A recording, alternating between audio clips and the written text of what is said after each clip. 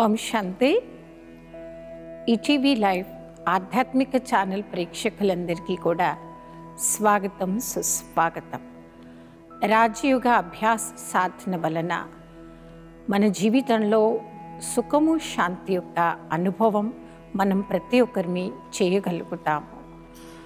అనుభవాలనేది ఎంత గొప్పనైనటువంటి సంపద అంటే అది ఎక్కడ మనం వెతకలేమో లేదా ఒకరికి ఇవ్వలేమో, ఒకరి ద్వారా మనం తీసుకోలేము. అనుభవం అనేది స్వతహాగా మనం చేయవలసినటువంటి గొప్ప అంశము. యోగ సాధన ద్వారా మన జీవితంలో గొప్ప పరివర్తన అనేది తప్పకుండా వస్తూ ఉంది. అది ఎంత గొప్ప పరివర్తన అంటే ఏ రకమైన టెన్షన్ అనేది లేకుండా పూర్తి సుఖం యొక్క అనుభవం అనేది మనం చేయగలుగుతాము. యోగ సాధన ద్వారా జీవితంలో గొప్ప మార్పు అనేది తెచ్చుకోవాలి.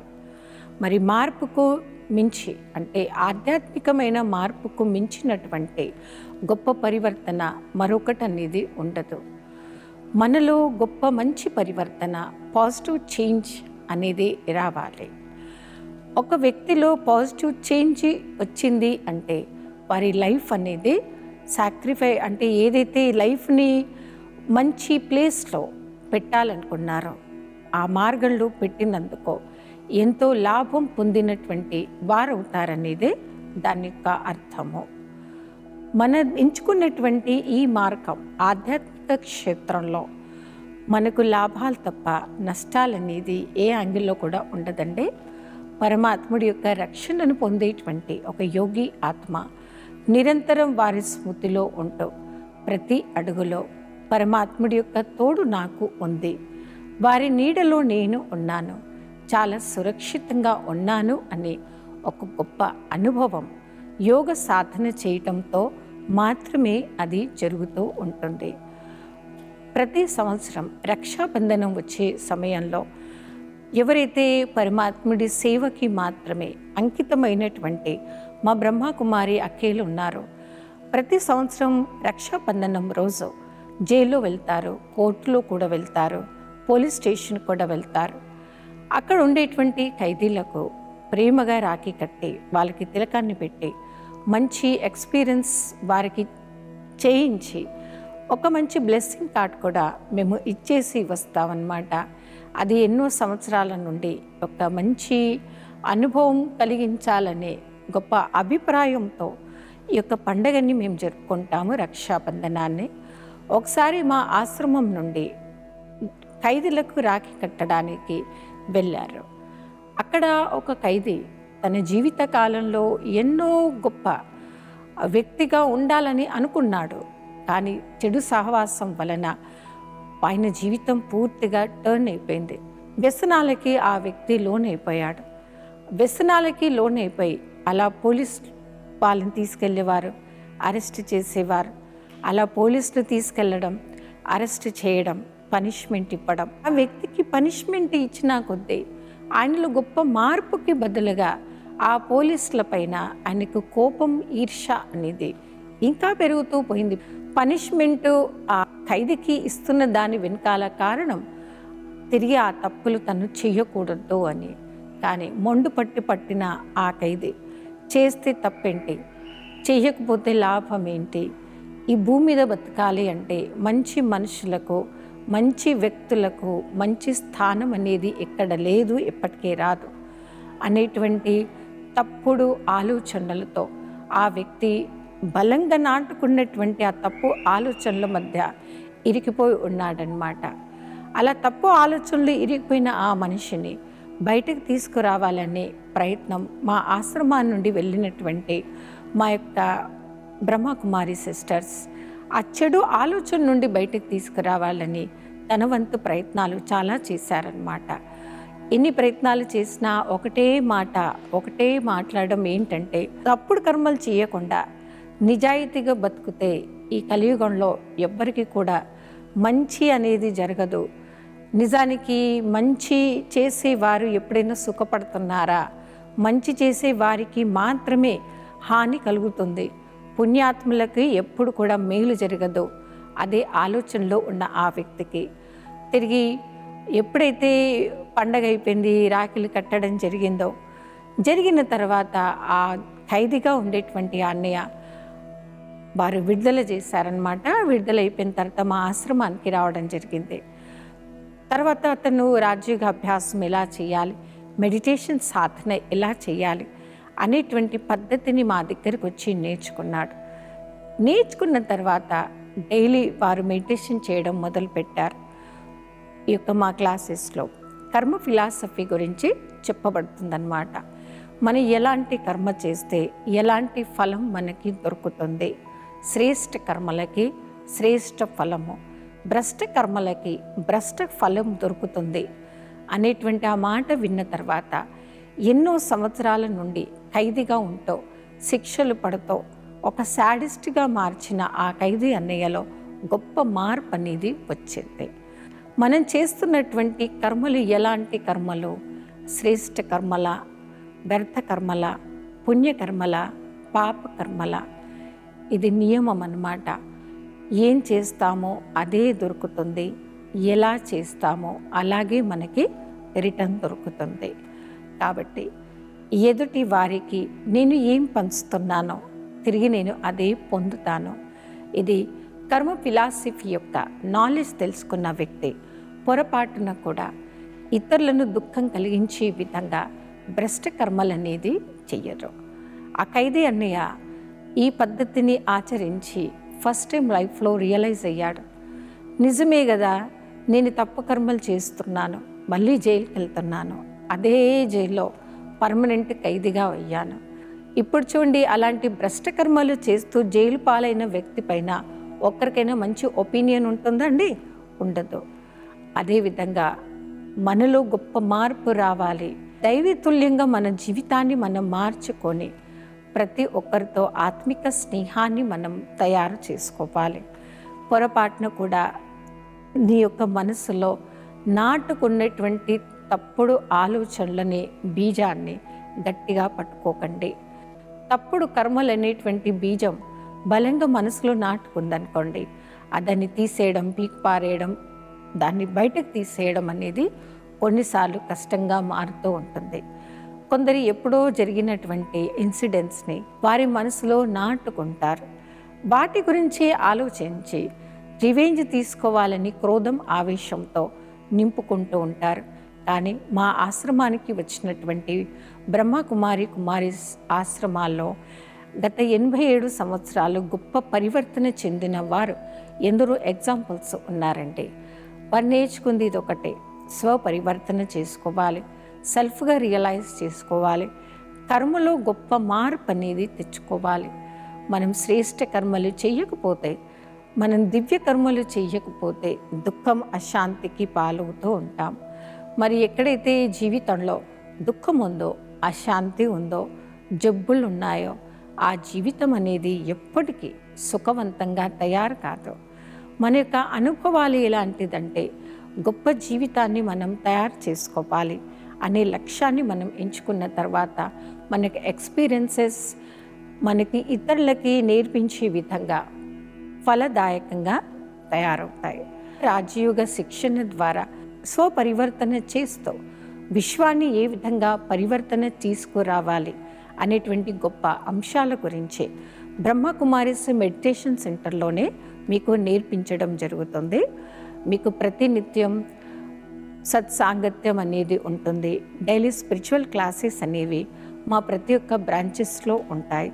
ఇవి కాకుండా ఎన్నో రకాల టెన్షన్స్తో ఉండేటువంటి వారికి ఈజీగా బయటకు తీయడానికి మేనేజ్మెంట్ క్లాసెస్ కూడా మా ఆశ్రమాలు చేయించడం జరుగుతుంది. ఇప్పుడు చూడండి, స్ట్రెస్ మేనేజ్మెంట్ అని, యాంగర్ మేనేజ్మెంట్ అని, ఇలాంటి కోర్సెస్ కూడా, అంటే ఆ వేరే రకరకాలుగా రంగంలో ఉండేటువంటి వారికి ఆధ్యాత్మిక పరంగా వారిలో ఎంతటి గొప్ప మార్పును తీసుకొస్తామో అనేటువంటి అంశం మీపై మా దగ్గర క్లాసెస్ అనేది చెప్పడం జరుగుతుంది. మరి గొప్ప అనుభవాల్ని మనం సంపాదించుకోవాలి అంటే ఈ యొక్క క్షేత్రంలో ప్రతి ఒక్కరికి కూడా సేవ యొక్క భాగ్యం అనేది పరమాత్ముడు మనందరికీ ఇచ్చాడు. మీరు ఎంత ఎక్కువ సేవ చేసుకుంటారో అంత మీ యొక్క పుణ్యం యొక్క జమా ఖాతాని మీరు తయారు చేసుకోగలుగుతారు. సేవా క్షేత్రంలో ఎన్ని రకాల విషయాలు వచ్చినా వాటిని లెక్క చేయకుండా మీరు ముందుకు వెళ్ళగలగాలి. దానికోసం నిత్యం యోగ సాధన చేయడం అనేది మా ఆశ్రమంలో ఒక పద్ధతిగా మారింది. మరి అలాంటి గొప్ప అనుభవాలు చేస్తూ జీవితంలో ఉన్న అశాంతిని పూర్తిగా దూరం చేసుకొని ఒక ఎగ్జాంపుల్ అయినటువంటి గృహస్థులు కూడా మా దగ్గర ఉన్నారండి. అనుభవశాలి ఆత్మ వారి జీవిత అనుభవంతో ఇతరులకి ఏం నేర్పిస్తుంది అంటే, మనం ఏ విషయంలోనైనా కానీ మనం ఎంత ఎక్కువ పాజిటివ్ ఉంటామో పాస్ట్ని మర్చిపోతామో మన ద్వారా ఇతర ఆత్మలు కూడా సుఖము శాంతి యొక్క అనుభవాన్ని మాత్రమే చేయగలుగుతూ ఉంటారు. ఇది యోగి జీవితంలో ప్రతి ఒక్క ఆత్మకి మనం సందేశం ఇచ్చేటువంటి యోగి ఆత్మగా మనం తయారు కావాలి. ఒక్కొక్క ఆత్మలో ఒక్కొక్క విధమైనటువంటి గొప్ప గుణాలు మాత్రమే చూడాలనేదే బ్రహ్మకుమారిస్ మెడిటేషన్ బ్రాంచెస్లో మీకు మూల పాఠంగా ప్రతి ఒక్కరికి చెప్పబడుతూ ఉంటుంది. మరి అనుభవశాలి ఆత్మ అయ్యేటువంటి వారి అనుభవం అనే ఈ పాఠము ద్వారా ఇతరుల యొక్క జీవితంలో కూడా వారు ప్రకాశాన్ని తీసుకురాగలుగుతాము. గొప్ప అనుభవం పొందినటువంటి వారు మా ఆశ్రమంలో ఎగ్జాంపుల్గా ఉన్నారని మీరు విన్నారు. అలాంటి అనుభవంలోనే ఒక గొప్ప బ్రదర్ యొక్క అనుభవం కూడా చాలా వండర్ఫుల్గా ఉందన్నమాట. ఆ వ్యక్తి ఫస్ట్ టైం మా మౌంట్ ఆబుకు విజిట్ చేశాడనమాట. మా మౌంట్ ఆబుకి విజిట్ చేయగానే అక్కడ ఉండేటువంటి స్వచ్ఛత, అక్కడ పవిత్రత, అక్కడ ఉండేటువంటి ప్రతి ఒక్కరిలో కూడా ఆ యొక్క ఆత్మిక ప్రేమ అనేది చూడగానే లైఫ్లో ఫస్ట్ టైం ఆ వ్యక్తి షాక్ అయ్యాడనమాట. ఈ భూప్రపంచంలో ఎంత గొప్ప దివ్యంగా ఉంటూ ఇంత పాజిటివ్గా ఉంటూ లైఫ్ని సాక్రిఫై చేసేవారు కూడా ఉన్నారా, ఇలా ఉండడం సాధ్యమేనా అని తను చాలా క్వశ్చన్ మార్క్గా షాక్ అయ్యారనమాట. ఇది చేయడం సాధ్యమండి. ఖచ్చితంగా మా ఆశ్రమానికి వచ్చేవారే కాకుండా మీకు కూడా అందరికీ చాలా గొప్ప అవకాశం ఉంది. మీరు వచ్చి క్లాసెస్ వినండి. బేసిక్గా మీరు ఎన్నో విషయాల్ని తెలుసుకొని ఆ పాఠము ద్వారా ఇతరుల జీవితంలో కూడా గొప్ప అనుభవాలను మనం చేయిస్తూ ఉండాలి. అనుభవశాలి ఆత్మ మనం అవ్వాలి అంటే ఎప్పుడు కూడా నాస్తికంగా ఉండే వారి సహవాసం కాకుండా ఆస్తికంగా ఉండు నిత్యం ఆధ్యాత్మిక చింతనలో ఉండేటువంటి వారి సహవాసంలో ఉంటేనే మనం కూడా వారి ద్వారా గొప్ప అనుభవాలు చేయవచ్చు, గొప్ప పాఠాలను కూడా నేర్చుకోవచ్చు. అనుభవం అనేది మన జీవితంలో ఒక వరంగా మారుతుంది, ఒక శస్త్రంగా మారుతూ ఉంటుంది. ఈ యొక్క ఆధ్యాత్మిక ఫీల్డ్లో ఉండేటువంటి అనుభవశాలి ఆత్మ ఈ రంగంలో గొప్ప క్షేత్రంలో అడుగు పెడుతున్నారు కాబట్టి అనుభవం అనేది ఒక పాఠంగా వారు నేర్చుకుంటూ ఉంటారు. ప్రతి ఒక్కరిలో స్పిరిచువల్ అవేర్నెస్ని వారు తీసుకొస్తారనమాట. అందుకే మామూలుగా కూడా చూడండి, అనుభవశాలి ఆత్మను ప్రతి విషయంలో మనం గొప్ప సలహా తీసుకుంటూ ఉంటాం. అనుభవం పొందేటువంటి గొప్ప ఆత్మ ప్రతి ఒక్కరికి వారి అనుభవపూర్వకంగా గొప్ప విషయాలను ఇతరులకు వినిపిస్తూ ఉంటారు. వారిని ఒక మార్గదర్శకంగా వారు మార్చగలుగుతూ ఉంటారు. అలా మార్గదర్శకంగా మారుస్తూ అనుభవశాలి మనం అయినప్పుడు అనుభవం అనేది మనకు ఒక వెపన్ లాగా పనిచేస్తూ ఉంటుందన్నమాట. ఇప్పుడు మన యుద్ధ మైదానంలో వెళ్ళినప్పుడు, వారికి వెళ్ళినప్పుడు అనుభవం పొందినటువంటి అనుభవశాలి ఆత్మలు ఉన్నారనుకోండి, వారు ఏం చేస్తారంటే వారిలో ఉండేటువంటి మంచి గొప్ప అనుభవాలు అనేటువంటి వెపన్స్ ద్వారా, యొక్క పాయింట్స్ ద్వారా ఎలాంటి విషయంలో కూడా ఓడిపోకుండా విజయం మాత్రమే వారు పొందగలుగుతారు. అలా విజయం పొంది అనుభవశాలిగా మనం మారాలి. ప్రతి ఒక్కరిలో కూడా స్పిరిచువాలిటీని మనం పెంచాలి. యోగి ఆత్మ ద్వారానే అనుభవం అనేటువంటి గుణపాఠము ద్వారా ప్రతి ఒక్కరిలో ఆధ్యాత్మిక శక్తిని మనం తయారు చేయగలుగుతాము. మన యొక్క జీవితం అనేటువంటి పాఠము ప్రతి ఒక్కరికి ఏం నేర్పిస్తుంది అంటే, మనం భగవంతుడి యొక్క సేవలో ఉన్నాం, ఆధ్యాత్మిక మార్గంలో ఉన్నాము అంటే సదాహర్షితంగా ఉంటాం. నిత్యం వారి చింతనలో ఉంటూ ప్రతి ఒక్కరిని కూడా ఈ మార్గంలో మాత్రమే మనము నడిపించాలి. అనుభవాలు అనేది గొప్ప దివ్యమైనటువంటి ఒక టాపికే అని చెప్పవచ్చు. ప్రతి ఒక్కరికి మీరు పొందారు ఏంటి, ఏం పొందారు, ఎలాంటి అనుభవాలను మీరు చేయగలిగారు, వాటిని పంచుతూ ఉండండి.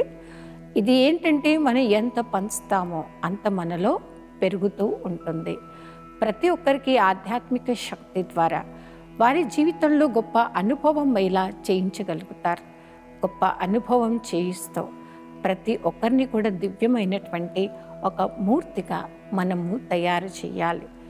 దివ్యమైన మూర్తి కల ఆత్మ దివ్యమైన శక్తి ద్వారా స్వపరివర్తనను సహజంగా వారు తీసుకురాగలుగుతారు.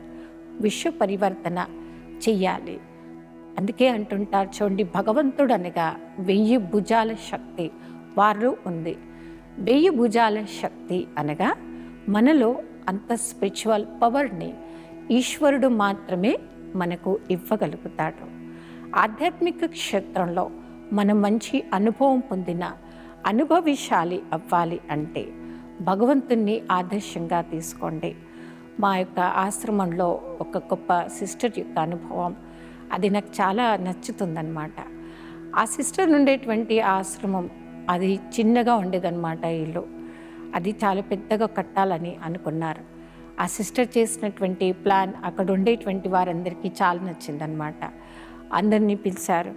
ఆ ల్యాండ్ పర్చేస్ చేయడము, ఆ తర్వాత అక్కడ ఉండేటువంటి వారిని ఇన్వైట్ చేయడం, ఇవన్నీ మొత్తం గొప్ప ప్లాన్. తర్వాత అక్కడ ఉండేటువంటి వారందరూ మా ఆశ్రమానికి వచ్చేటువంటి బ్రదర్స్ సిస్టర్స్ అందరూ కూడా కూర్చొని ప్లాన్ చేశారనమాట.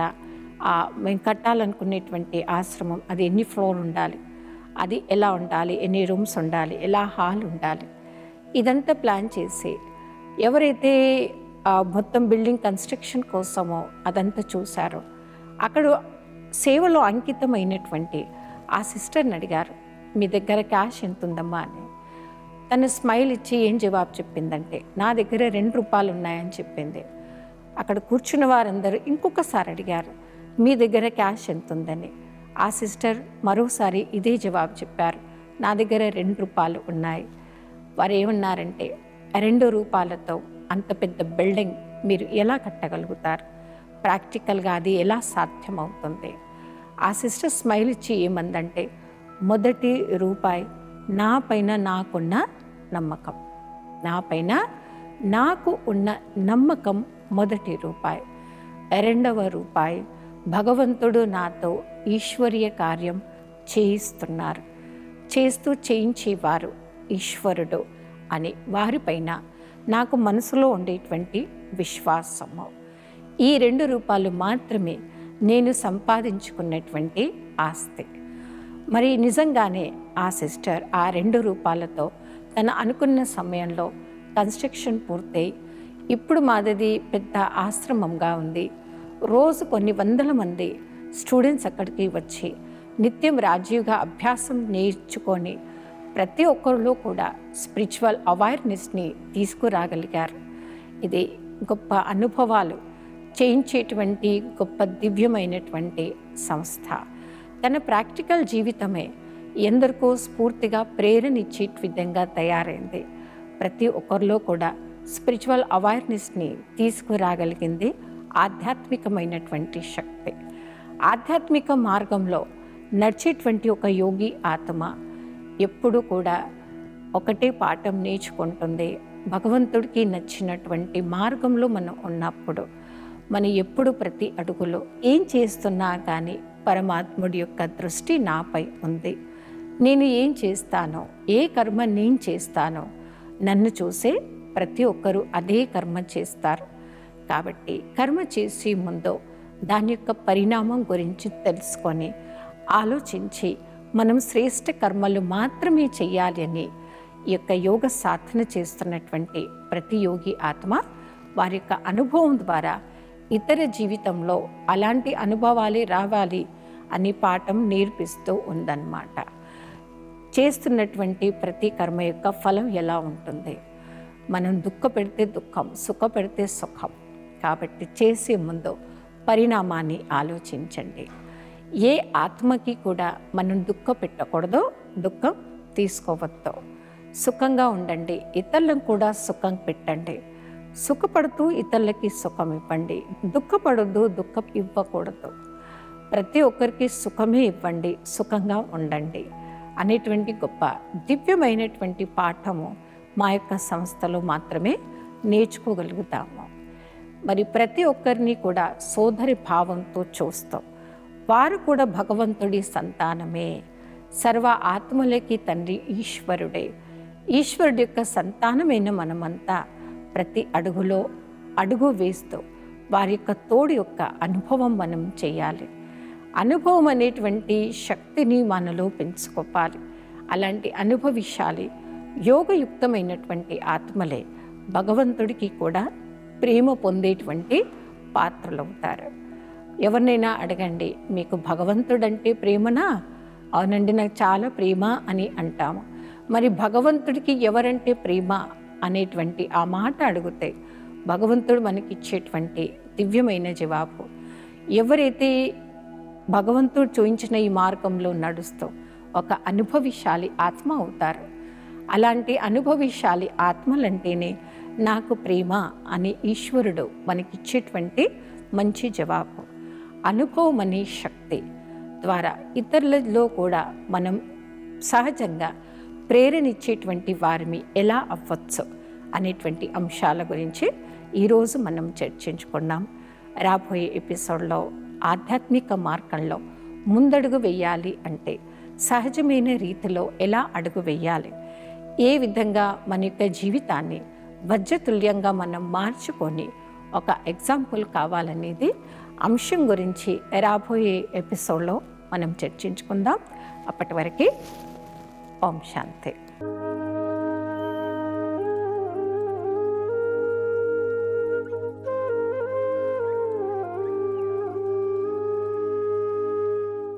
ఈ కార్యక్రమాన్ని తిరిగి చూడాలనుకుంటే www.youtube.com/ETV Life Spiritual లో చూడవచ్చు.